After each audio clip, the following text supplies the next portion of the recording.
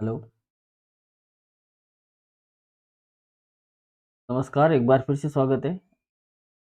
और यहाँ पर हम एक नया कोर्स जो हमने स्टार्ट किया है वो पढ़ने की कोशिश करेंगे।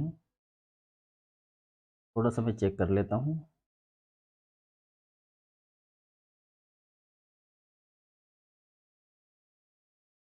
क्लास कैसे नहीं आ रही इसके अंदर?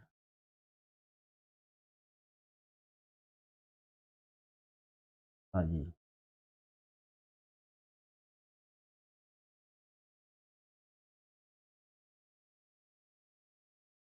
तो सेकंड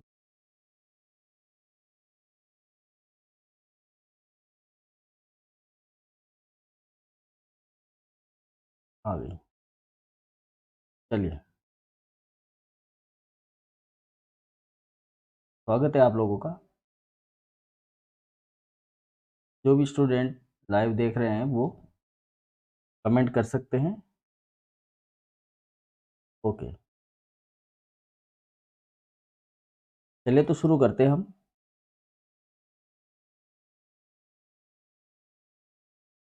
हुँ,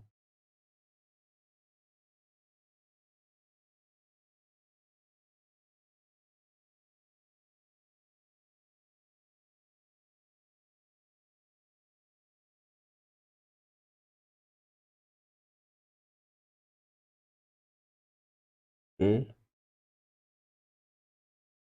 1 मिनट में आवाज़ चेक।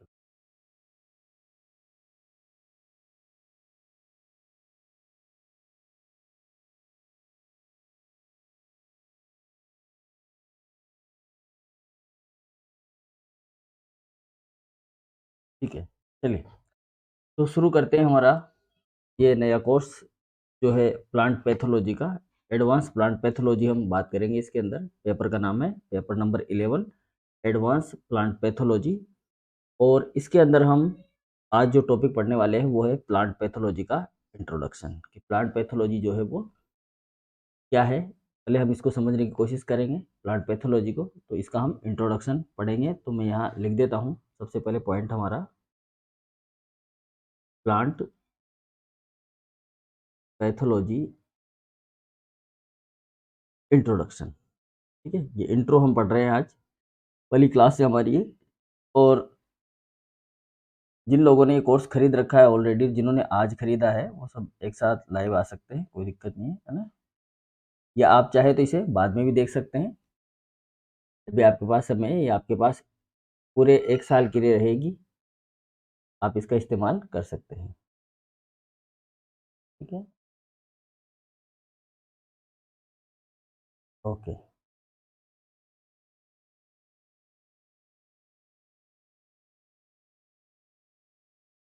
ठीक। थोड़ा जो नए हैं उनको थोड़ा समझने में दिक्कत होती है, तो आप लाइव सेक्शन के अंदर जाकर ये क्लास जो है वो देख सकते हैं। जब आप ऐप को खोलेंगे तो ऐप के अंदर रिकॉर्डेड, जब आपका कोर्स जहाँ आपने परचेज कर रखा है उसको खोलेंगे, खोलने के बाद में वहाँ पर लाइव का सेक्शन है। उस लाइव सेक्शन में आपको ये नज़र आ जाएगी। आप वहाँ पे जिस भी साइज़ में आपको देखना है, तो अगर स्मूथली चलाना है तो 240 पे आप इसको देख लें, है ना? 240 पे आसानी से आपको अच्छी से नज़र आएगी। बाद में जब ये लाइव पूरी हो जाए तो आप उसको 700 पर भी देख सकते हैं। और अभी क्या है कि स्पीड नहीं रहेगी, लेकिन जब ऑफ़लाइन रहेगा तो आप इसको डबल स्पीड में भी देख सकते हैं। एक बार देखने के बाद तो इससे आपका क्या होगा, रिवीजन हो जाएगा। ठीक है? चलिए शुरुआत करते हैं हम। Plant pathology introduction. देखो प्लांट पैथोलॉजी क्या है? तो प्लांट पैथोलॉजी बेसिकली एक स्टडी है इसकी, ऐसे लिविंग ऑर्गेनिज़्म की या उन एनवायरनमेंट कंडीशन की जो प्लांट में डिज़ीज़ कॉज़ करते हैं। बात समझ में आई? प्लांट पैथोलॉजी में हम क्या स्टडी करते हैं? हम ऐसे लिविंग ऑर्गेनिज़्म को स्टडी करते हैं जो पादपों में या प्लांट्स के अंदर रोग पैदा करते हैं। सबसे पहली बात इसकी इम्पोर्टेंट ये है। ठीक है? प्लांट पैथोलॉजी के अंदर हम उन एनवायरनमेंट कंडीशंस को भी मेंशन करते हैं जो प्लांट के रोग पैदा करने में उपयोगी होती है। देखो, सबसे पहले अगर हम बात करें कि वास्तव में जो डिज़ीज़ होती है वो क्या होती है? कभी कभार ये क्वेश्चन भी जो है बहुत इंपॉर्टेंट है और इसको हम समझ नहीं पाते हैं। डिजीज क्या होती है? देखो, डिजीज का मतलब ये होता है कोई हेल्थी पर्सन है, हम पहले ह्यूमन के ऊपर लेके देखते हैं। अगर आपका सर दर्द नहीं कर रहा है, आपका हाथ पैर दर्द नहीं कर रहे हैं, आप एकदम स्वस्थ हैं और अपने आप को एनर्जेटिक महसूस कर रहे हैं, तो इसका मतलब आप रोगी नहीं हैं। लेकिन अगर आपका कोई हाथ दर्द कर रहा है, आपका हेडेक हो रहा है या आपकी आँखों में थोड़ी-सी हल्की-सी भी जलन है, आपको जुकाम हो रहा है या आपके पैर दर्द कर रहे हैं या आपका कोई-सा भी शरीर का कोई-सा भी अंग दर्द कर रहा है, तो आप बीमार हैं, मतलब आप रोगी हैं। ये कंडीशंस होती है, ठीक है? रोग किसी भी प्रकार का हो सकता है। बेसिकली किसी भी ऑर्गेनिज़्म को रो प्लांट भी इसी तरह से रोगी होते हैं। जैसे कोई प्लांट है और उस प्लांट के ऊपर कुछ कीड़े मकोड़े रह रहे हैं, तो वो उसको खाएंगे, उसको काटेंगे, तो उसको रोग होगा। मतलब वो भी एक तरह की रोग कंडीशन है। समझ में आ रही है बात? आप ह्यूमन और प्लांट दोनों सेम तरीके से ही रोगी होते हैं और सेम ही तरह के ऑर्गेनिज्म उनको रोगी करते हैं। जैसे वायरस प्लांट में भी रोग पैदा करते हैं, तो एनिमल में भी करते हैं, मनुष्यों में भी करते हैं। फंगस प्लांट को भी रोगी बनाती है, तो एनिमल को भी बनाती है ना? इसी तरह से बैक्टीरिया प्लांट को भी रोगी बनाते हैं, तो एनिमल को भी रोगी बनाते हैं। जब ये बैक्टीरिया, वायरस और आपके फंगस, जब ये तीनों ऑर्गेनिज्म प्लांट को भी ह्यूमन को भी रोगी बनाते हैं और प्लांट को भी रोगी बनाते हैं, तो इसका मतलब है कि प्लांट में भी इसी तरह की कंडीशंस क्रिएट होती हैं। उसको भी कहीं न कहीं कोई न कोई नुकसान होता है, हालाँकि वो बता नहीं सकता हमें, कह नहीं सकता, लेकिन उसका कहने का मतलब, उसको बताने का अर्थ ये होता है कि उसकी स्ट्रक्चर्स में, उसके कलर्स में, ठीक है? उसके रिस्पॉन्स में चेंजेज़ आने लग जाते हैं। बस उन रिस्पॉन्स को, उन चेंजेज़ को, उन कलर्स को हमें पहचानना होता है और हम ये पहचान लेते हैं कि ये फला प्लांट इस पर्टिकुलर डिजीज़ से क्या है, इन्फेक्ट है। बात समझ में आई? ठीक है, तो मेन बात ये हो गई कि हम प्लांट पैथोलॉजी के अंदर स्टडी किसकी करते हैं? प्लांट पैथोलॉजी के अंदर स्टडी हम ऐसे लिविंग ऑर्गेनिज्म की करते हैं, जिसकी वजह से प्लांट क्या हो जाते हैं? रोगी हो जाते हैं। दूसरा, हम उन एनवायरनमेंट कंडीशंस की भी स्टडी करते हैं, जिसकी वजह से प्लांट को नुकसान होता है या वो रोगी हो जाते हैं। अब यहाँ पर एनवायरनमेंट कंडीशन प्लांट के लिए अलग-अलग हो सकती है। जैसे टेम्परेचर की बात करें, अगर मान लीजिए टेम्परेचर ज़्यादा हो जाता है, तो टेम्परेचर ज़्यादा होगा तो ट्रांसपिरेशन ज़्यादा करेगा प्लांट, तो प्लांट जितना ज़्यादा ट्रांसपिरेशन करेगा, पानी उसको नहीं मिलेगा, तो वो सूखने लग जाएगा। हम तो क्या करते हैं कि जब हमें प्यास लगती है, तो हम पानी पीते हैं, लेकिन साथ ही साथ कहाँ चले जाते हैं? छाया के अंदर चले जाते हैं।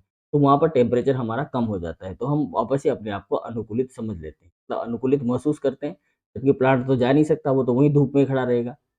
ठीक है? तो उस समय उसको पानी कितना ही पिला दो, ट्रांसपिरेशन जितना पानी पिलाएँगे उतना ही ट्रांसपिरेशन करेगा अपने आप को सूटेबल रखने के लिए, अपने आप को हेल्दी रखने के लिए। ठीक है? तो ऐसी कंडीशन अगर बार-बार बनती है, तब प्लांट क्या हो जाएगा? डैमेज हो जाएगा और एक दिन नष्ट हो जाएगा। बन रहा है नया, कोई नया उत्पाद बन रहा है, तो उसकी वजह से भी क्या होगा? प्लांट में डिजीज़ कॉज़ होगी। ठीक है? तीसरी बात, जो जितने भी डिजीज़ कॉज़िंग ऑर्गेनिज़्म हैं, ठीक है? प्लांट के, उनके बीच में किस तरह का इंटरेक्शन होता है? वो किस तरह से प्लांट के साथ में इंटरैक्ट करते हैं? क्या चीज़ें ऐसी हैं जो प्लांट को इंटरैक्ट करवाती है? इसको भी हम यहाँ पर स्टडी करते हैं, ठीक है? इसके अलावा जब डिजीज़ हो ही गई, तो अब उसको रोकने के उपाय भी हम देखेंगे, है ना? उसके डैमेज के कारण जो हुए हैं प्लांट के अंदर, उनको भी हम देखेंगे और उन डिजीज़ को कंट्रोल करने या फिर ये कह सकते हैं कि वो डेवलप नहीं हो, उससे पहले उनको रोकने की अ, तैयारी हम करेंगे। ये सब काम किसमें किए जाएँगे? प्लांट पैथोलॉजी के अंदर किए जाएँगे। क्लियर बात? तो प्लांट पैथोलॉजी क्या है? ये हम समझने की कोशिश कर रहे हैं। तो यहाँ लिख देते हैं हम, प्लांट, पॉइंट डाल लीजिए आप, प्लांट पैथोलॉजी इंट्रोडक्शन, और इसके अंदर हम बात कर रहे हैं plant pathology is the study is the study of, किस-किस की स्टडी है ये? नंबर 1 बात करें इसके अंदर हम, सबसे पहले the living entities, the living organism लिख लो आप, ठीक है ना? Living entities, living organism and and environmental conditions that cause disease that cause disease in plant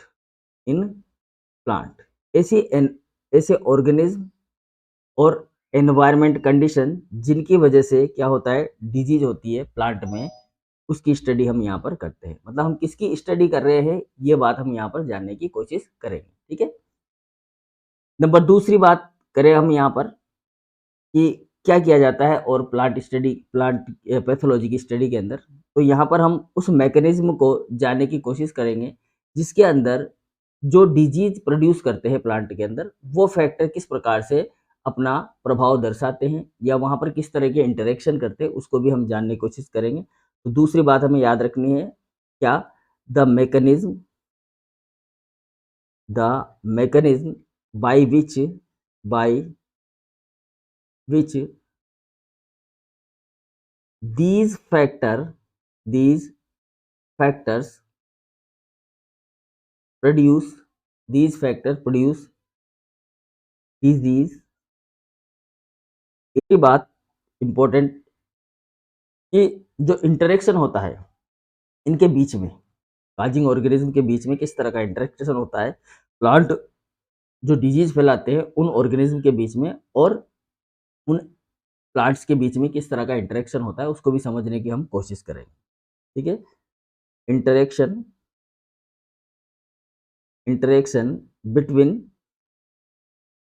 between the disease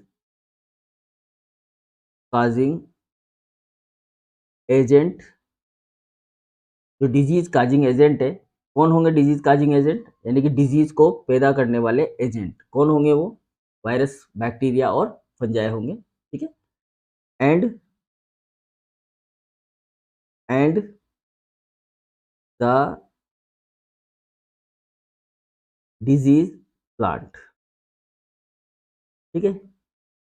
interaction between the disease causing agent and the disease plant, जिस plant में disease हो रही है उसमें और disease causing agent के बीच में क्या इंटरेक्शन है, इन दोनों के बीच में, इसको हम समझने की कोशिश करते हैं यहाँ पर। ठीक है। चलिए, और नंबर 4 लास्ट एंड फाइनल बात, मेथड। ठीक है। कौन से मेथड, कि हम रोग को रोक सके, जो बीमारी हो रही है उसको रोका जा सके, प्रिवेंट, कोई डैमेज हो रहा है तो उसको हम रोक सके, उसको कंट्रोल कर सके, और ऐसे उपाय पैदा किए जाए जिसकी वजह से ये डिजीज जो है वो कंट्रोल हो सके। ठीक है। तो the methods of preventing disease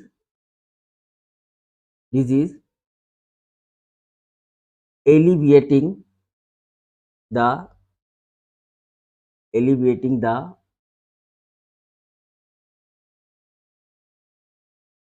damage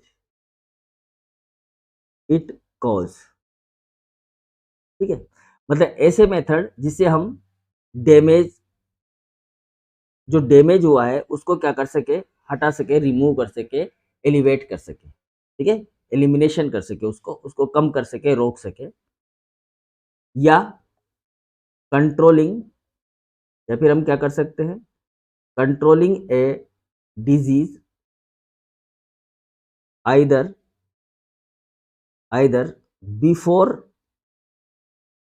before और आफ्टर इट डेवलप।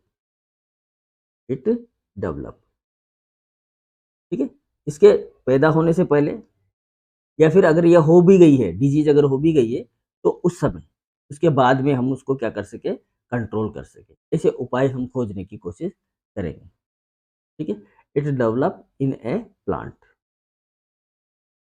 ठीक। तो ये सारे काम हम करते हैं किसके अंदर, यहाँ पर, इसकी स्टडी में, इसकी प्लांट पैथोलॉजी की स्टडी में। तो what is a plant pathology, अगर क्वेश्चन आ जाता है कि प्लांट पैथोलॉजी क्या है, तो plant pathology is the study of the living organism and environment condition that cause disease plant and the mechanism by which these factor produce disease in plant, ठीक है, and the interaction between the disease causing agent and the disease plant, and lastly the method of preventing disease, elevating the damage it cause or controlling a disease either before or after it develop। इस इतनी बड़ी structures में हम ये चीज़ें पढ़ने वाले हैं, मतलब ये चीज़ें हम करते हैं और इसी को हम बोलते हैं प्लांट पैथोलॉजी। मतलब ऐसा नहीं है कि प्लांट पैथोलॉजी में केवल ऑर्गेनिज्म के बारे में जानकारी ली जाती है, प्लांट पैथोलॉजी में सारी चीज़ों के बारे में जानकारी ली जाती है, ठीक है, ओके। अब हम आ जाते हैं कि जो प्लांट डिजीज होती है, ठीक है ना, प्लांट डिजीज जो खोज की जाती है वो किसके द्वारा खोज की जाती है और वो कौन कौन से फैक्टर हैं। तो देखो ये ध्यान रखना है हमें, 2 नंबर का क्वेश्चन ये भी आ जाता है, ठीक है ना।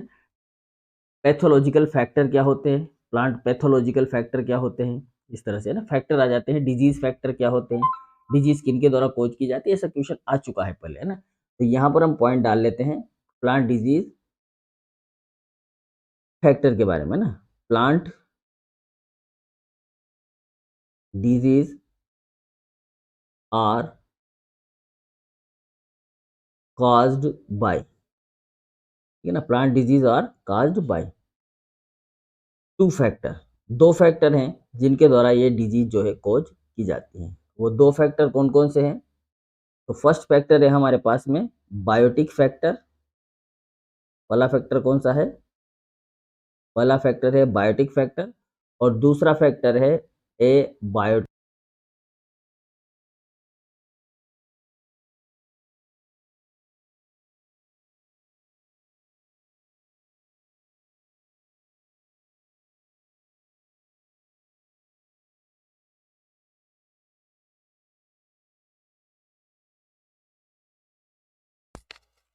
ओके, आवाज आ रही है, हाँ। तो हम ये कह रहे थे कि जो प्लांट डिजीज है, ये प्लांट डिजीज खोज की जाती है किसके द्वारा, कुछ फैक्टर के द्वारा, और वो फैक्टर कौन से है, एक फैक्टर है अपने पास में बायोटिक फैक्टर और दूसरा फैक्टर है अपने पास में एबायोटिक फैक्टर, ठीक है। एक फैक्टर तो बायोटिक फैक्टर है और दूसरा कौन सा है, अबायोटिक फैक्टर है। इन दोनों के बारे में हम यहाँ पर पढ़ने वाले हैं, ठीक है। तो पहले हम समझेंगे बायोटिक फैक्टर कौन है, अबायोटिक फैक्टर कौन से है। देखो ये अब नाम हमें याद है तो हम इनके बारे में थोड़ी थोड़ी सी इन्फॉर्मेशन लिख सकते हैं। वैसे तो हम जो ये इन्फॉर्मेशन लिखेंगे ये 4th यूनिट में लिखेंगे सारी, ठीक है ना। इस यूनिट में हमारा इससे कोई लेना देना नहीं है, ठीक है। इस यूनिट में तो हमें ये याद रखना है कि कौन कौन से फैक्टर है, बायोटिक फैक्टर, अबायोटिक फैक्टर, और वो किस तरह से डिजीज कॉज कर सकते हैं, इसके बारे में हमें जानकारी ले लिया। हालांकि क्वेश्चन जो है इसका ये इसी यूनिट में आएगा, आपके फर्स्ट यूनिट में ही ये क्वेश्चन पूछा जाएगा कि बायोटिक फैक्टर और अबायोटिक फैक्टर पर write a short note on biotic और अबायोटिक फैक्टर। तो जैसे अब समझ में आ जाएगा, अभी मैं लिखवा रहा हूँ आपको बायोटिक फैक्टर क्या है और अबायोटिक फैक्टर क्या है थोड़ा सा, ठीक है। तो सबसे पहले हम बायोटिक फैक्टर के बारे में जानने की कोशिश करते हैं कि बायोटिक फैक्टर क्या है। तो देखिए बायोटिक फैक्टर, इसमें हम लिखते हैं बायोटिक फैक्टर में क्या क्या चीज़ें आती है हमारे। तो बायोटिक फैक्टर में हमारे पास आ जाती है जी सबसे पहले तो फंजाई। देखो ये चीज़ ध्यान रखो, प्लांट्स के अंदर सबसे ज़्यादा जो रोग होते हैं वो फंजाई से होते हैं, ठीक है ना। सबसे ज़्यादा हानिकारक फंजाई है प्लांट्स में, ठीक है। दूसरा फंजाई के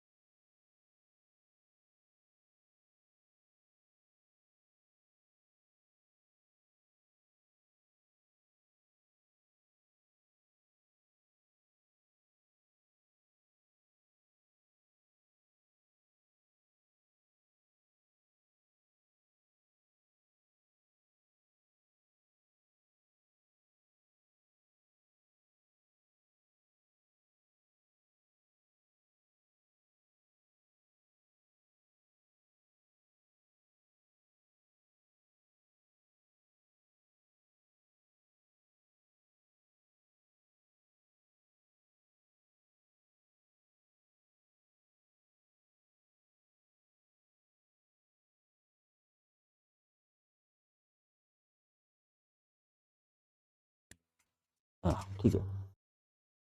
जैसे कुछ फंजाई होती हैं, तो वो फंजाई क्या है कि ज़्यादा संक्रामक नहीं होती और जहाँ पर रहती है वहीं पर ही अपना रोग पैदा करती है। कुछ फंजाई जो है वो सिम्बायोटिक भी होती है, ऐसी बात नहीं है।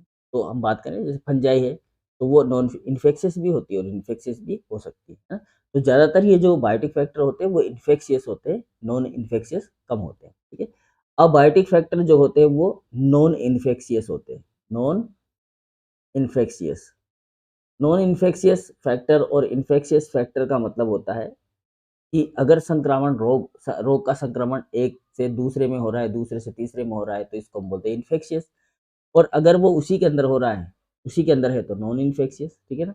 अब ये अबायोटिक फैक्टर कौन कौन से होते हैं जो नॉन इन्फेक्शियस होंगे, देखेंगे, ठीक है। यहाँ पर हम सबसे पहला टेम्परेचर, जैसा कि हमने बताया कि टेम्परेचर की अगर एक्सट्रीम कंडीशन आ जाती है, टेम्परेचर की कैसी कंडीशन आए, एक्सट्रीम कंडीशंस आ जाए, तो वो अबायोटिक फैक्टर में आएगी। इसी तरह मॉइस्चर है, मॉइस्चर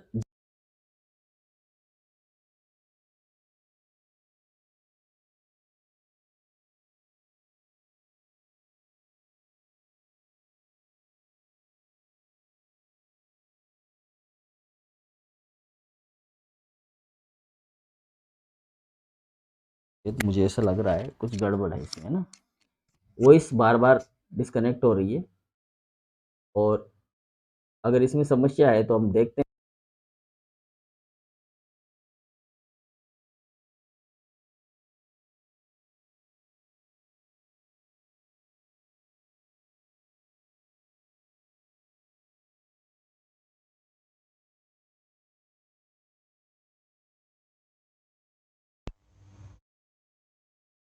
ओके, अब नहीं जाएगी वॉइस अपनी। देखिए, टेम्परेचर जो है ना वो एक्सट्रीम कंडीशन पर है। ये कोई बता भी नहीं रहा है मुझे कि भाई यहाँ पर है ना सर, वॉइस जो है वो बार बार जा रही है आपकी, किसी ने अभी तक मुझे कहा नहीं है सर वॉइस नहीं आ रही है। हाँ बोला तो है, ठीक है, कोई बात नहीं है। अब शायद वॉइस आ गई होगी, है ना मनीष।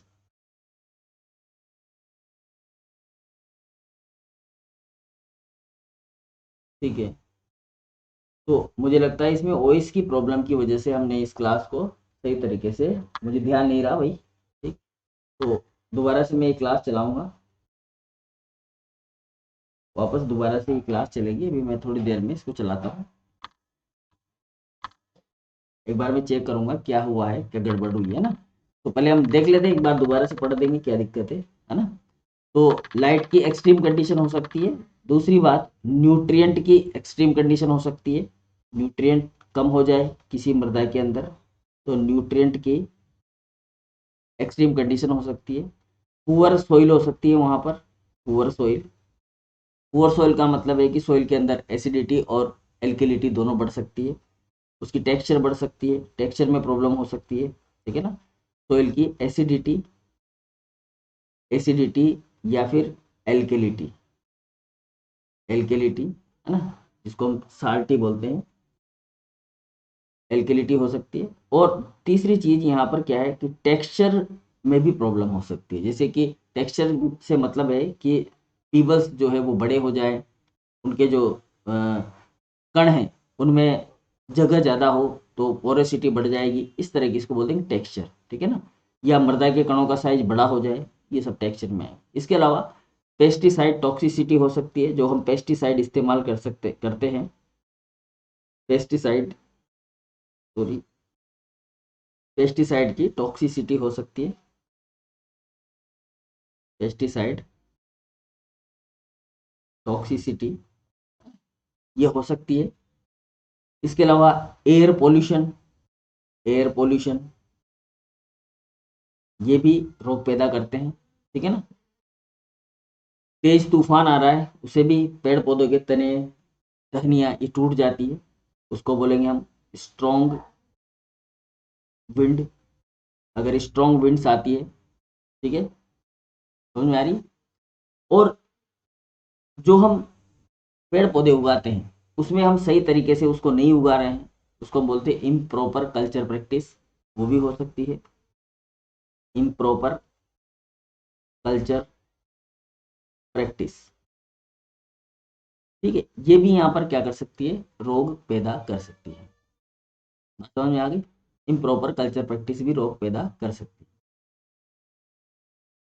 अब सबसे इंपॉर्टेंट पार्ट, ये तो हो ही गई, ये तो सारी चीजें हैं ही सही, इसके अलावा भी बहुत सारी चीजें ऐसी है जो रोग पैदा करती है, ठीक है। जैसे कि अदर में हम लिख देते हैं इसको, अदर चीजें कौन कौन सी है,